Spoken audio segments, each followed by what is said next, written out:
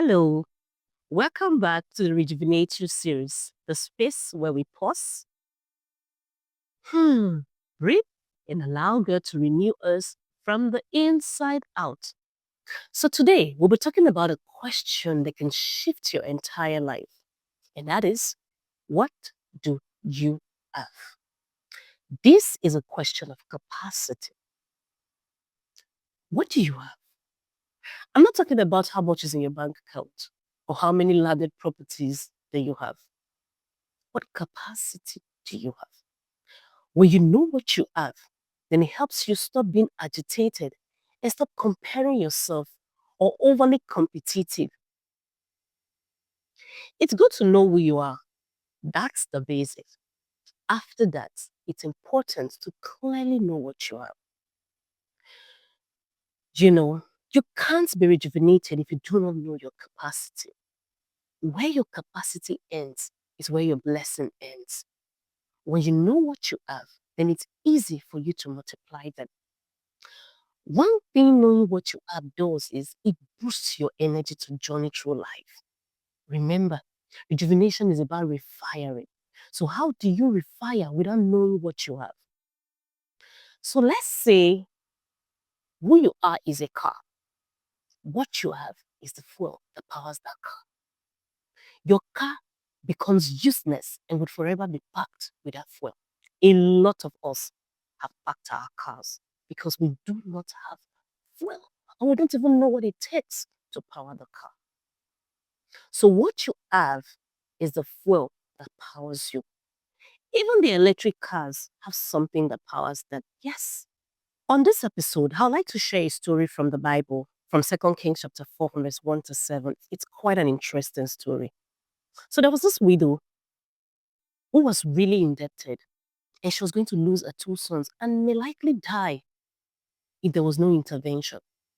And so she ran to the Prophet Elisha, overwhelmed, afraid. But you know what? Instead of answering to her fear, the prophet asks her, "What do you have in your house?" She was quick to say nothing, just like we all do. "I am not good enough. I don't have anything. I can't do this. I don't think I can do that." That was exactly what the woman said. But I guess the woman was better off than a lot of us. She went further, and that further was the beginning of her miracle. She said, "I have nothing except a small jar of oil." That tiny except was the beginning of a miracle. See, rejuvenation often begins the moment you stop looking at what's missing and start seeing what's still there. When life drains you, it's easy to focus on the lack, the pressure, the empty spaces.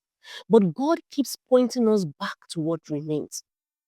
Your oil may look small, your strength may feel little. Your gift may seem insignificant, but it's still something God can multiply. Rejuvenation isn't always about gaining more. It's about recognizing what God has already placed inside you. I'd like to share with you one very powerful tool that would help you truly discover what you have. And that tool is gratitude. Yes. Gratitude is one of the most powerful tools for rejuvenation because it opens your eyes. When you practice gratitude, you start to notice what you have, what God has preserved, and what He has placed within you. Gratitude makes small things visible, it makes overlooked things valuable, it multiplies what you appreciate. See, your next miracle may not come from something new. And that is where a lot of us miss it. We are always looking for something new. Your next miracle may just come from gratitude for what's already in your house. You know, Elisha told the woman to gather jars and pour her oil. And as she poured, the oil increased. This proves that God multiplies what you're willing to use, not what you wish you had, but what you already have. Pour your gifts, your ideas, your kindness, your creativity. Pour them out. Your little becomes more when you move in obedience. I'd like to encourage you to take a moment this week and ask yourself genuinely, what do I have? What am I overlooking? What can I start appreciating again? What can I thank God for today? Because gratitude doesn't just change your mood, it rejuvenates your spirit. It helps you see the oil God already placed in your hands. Listen, you don't need everything. You just need to recognize something, no matter how tiny it is. And when you practice gratitude, God breathes on what you have and turns it into more than enough. So sit down this week, look inward, wear the lens of gratitude, and search for what you already have, because that might be the beginning of your miracle. As you do this, don't forget to journal the rejuvenation process. Use the free rejuvenation workbook to journal and reflect. The link is in the video description. Again, if this video blessed you, please subscribe, like, kindly leave a comment, and please share with your loved ones. Until I see you in the next episode of Rejuvenate You. God bless you.